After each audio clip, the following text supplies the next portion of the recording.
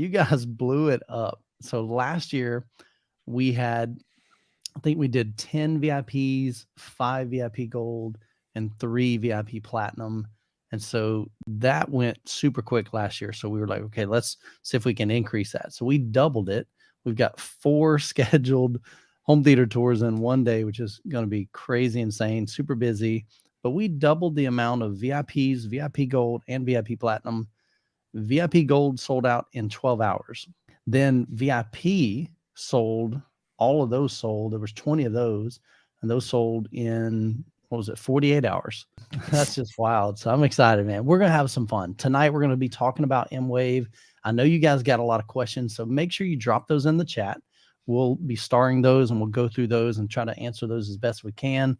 Ryan's got some updates on some things that he's planning. It's going to be a blast, guys. This is something that we kind of dreamed up last year, and in 6 months we put this thing together, and it was just an incredible opportunity to hang out with some other 2-channel and home theater enthusiasts, do some really cool comparisons, just have some great demos. We learned a lot from year 1, and so we're implementing those changes into year 2. We've moved it to an even better venue that's more conducive to the things that we want to do.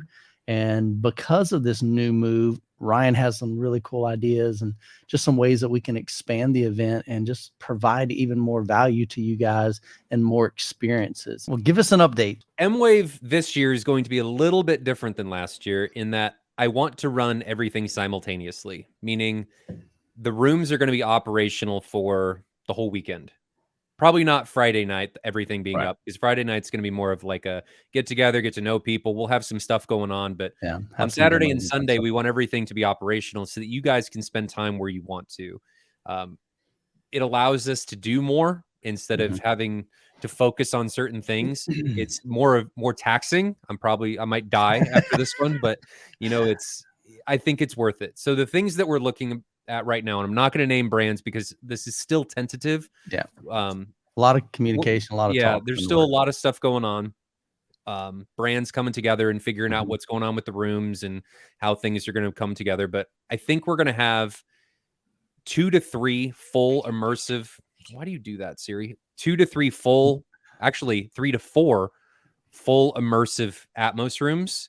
So all the way around, like what you would see at Cedia. Obviously, they're not going to be in their own like boxes because you're going to have your own room. Yeah. But full-on Atmos rooms with height speakers and multiple bass layer and multiple subs and all of that. One of them is going to be a entry-level immersive theater. So it's not everything's going to be, full hilt, balls to the wall type thing. We're going to have an entry-level one where it's going to be more approachable instead of coming up on 6 digits as far as price tags go. Yeah. Then we're going to do the comparisons again. So, except I'm going to segment them out and run multiple at the same time. So I want to do amp and DAC in one room and then do speakers. So we're doing the traditional speaker comparison, kind of what happened at Mwave last year for the VIPs behind a acoustically transparent screen. The reason I'm doing it there is because I have to be very cautious and cognizant about my brands that come in, because it can be very detrimental to a brand to put things against one another, and not necessarily against, but compare things directly next to one another. So I have to be I want to try and be vigilant of that for my brands. So we're trying to limit that. I know that may be disheartening to some, but I think it's for the best. But when I say speaker comparison, I think this year we're going to talk about positioning, imaging, what happens when you add subs and crossovers and all of that into the mix with the speakers, so that people can get an experience, an idea of what's going on in those environments and what that dynamic holds. And then with that, in another room, I want to do subs, not like sub against sub, but showcase what subs do when you have 1, and then you have 2, and then you have 3, and then you have 4. And then if you use a crossover to separate the medium to ultra low frequencies, so let's say you have a 24-inch that does 0 all the way up to like 20 or 30 hertz, and then you have your traditional 18s that do above that. What does that sound like? What does your frequency response look like when you're adding all of these subs in? possibly what that looks like when you're comparing or mixing sealed and horn loaded subs or ported subs, or if you're doing ported and sealed separately. That's kind of where we're going with the subs, right? Because you guys can look at information on subs all day, but what people struggle with is who is going to facilitate and who has ever facilitated this where people can see what multiple subs look like against one another. 1, 2, 3, or 4. And I saw Tony, who's setting that up? Just putting that out there. Yeah, exactly. That's probably I'm going to be probably moving back and forth between the speaker and the sub comparisons, because that's going to be a lot of work. Yeah. But I think it's necessary. I think it's really valuable to the end user and the attendees to be able to see that kind of stuff, because those are the questions that come up all the time. But why do you need multiple subs? What do subs in different locations do? What does positioning do? Why does the sub crawl exist? How should you EQ a sub? All that kind of stuff. So then I know I talked about putting brands against each other, but I think the projector comparisons got to come back, because that was a big deal.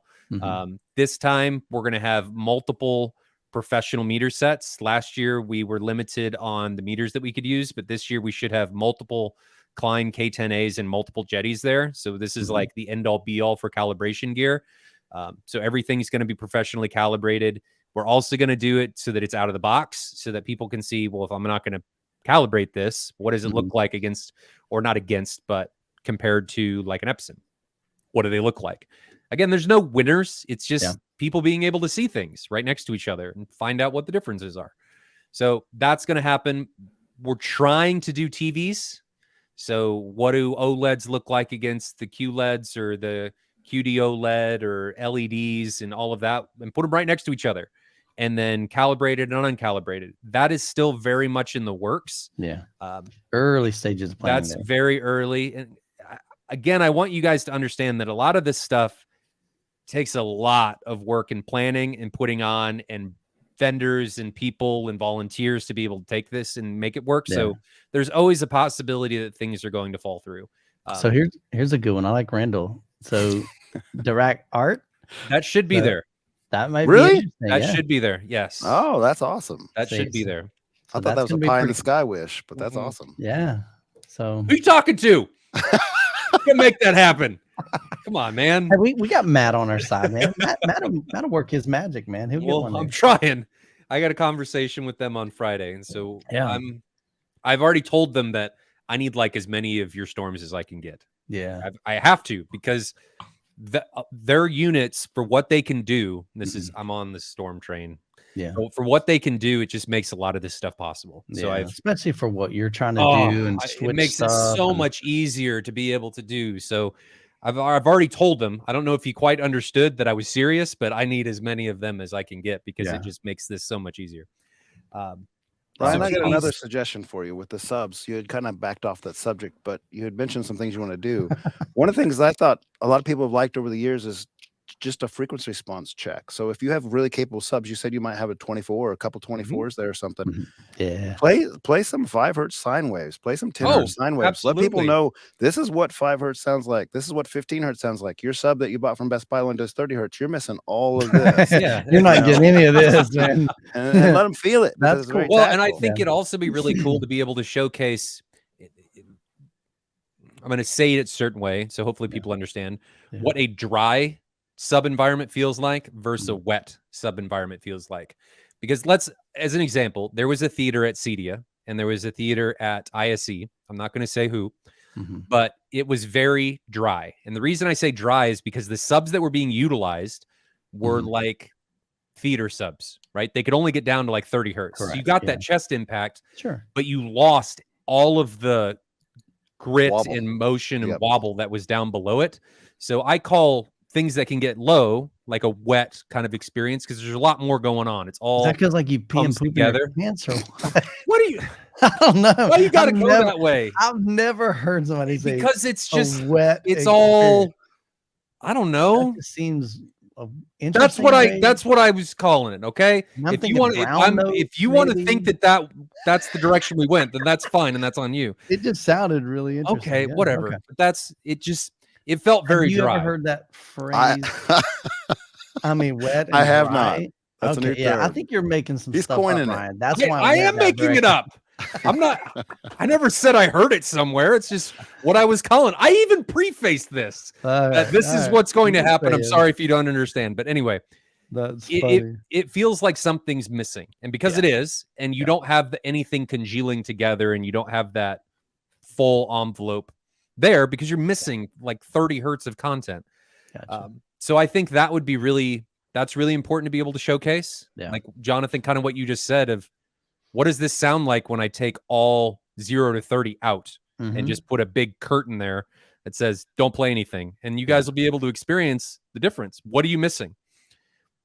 I think that's really important, and I think we're going to try and have some seminars on that kind of stuff. Yeah, so we got some big people in the bass community that are going to be there. I mean, I think that's really important. Yeah, this year, ideally, what we want to do every year with Mwave is take what we did last year, figure out what worked well, what didn't work, and we had a lot of feedback from you guys that attended last year. So we got some great feedback. We're implementing that into this year's event, and we just want to keep improving it. Every year, we want to provide you with more value. Every year, we want to provide you with more information. Every year, we want to provide you with more experiences so that when you're building your home theater or when you're upgrading your home theater, you just have that knowledge and not something that you just read in a forum, not something that even I shared on my channel, but something that you physically experienced firsthand so that you can make a decision. Is that projector right for you? Is that subwoofer right for you? Do you want butt kickers? Do you want tactile transducers? Do you want near field subwoofers? With those experiences, you can make better buying decisions on what works for you and what fits with your setup. So that's really the heartbeat behind that. And then, of course, relationships. I just think that that's key. I mean, the friendships that we've got right here with these three fellows is incredibly valuable to me. But you're going to get a chance to meet some people at Mwave, hang out, get to know them, and build some friendships that are going to last. Jonathan, think about how much better off we would be if Michael never came to Kansas City last December. It'd just be so much better. Oh gosh. Anyway, so Tony says, bring a change of pants and all of this. I think we need to have a Ryan's moist or brown note approved certification that we can put on some of these rooms. Your t-shirt, it could just say, Mwave 2023 moist. Yes. Don't say it. Never mind. I'm not gonna. Y'all are gonna get me fired, banned on YouTube, and I'm just thinking. No, I'm thinking it can be interpreted too bad. So I'll just keep my thoughts to myself. No, that's what makes it good. You probably have like the most PG mind out of all of us here. I don't want to have a t-shirt that says I got wet at Mwave. I mean, that's not appropriate, probably. Yes, it is. Especially when most of them are dudes. We're gonna okay, fine. If it's not a t-shirt, we're gonna give out stickers. Guys. Yeah. Oh, mercy, or pins. mercy.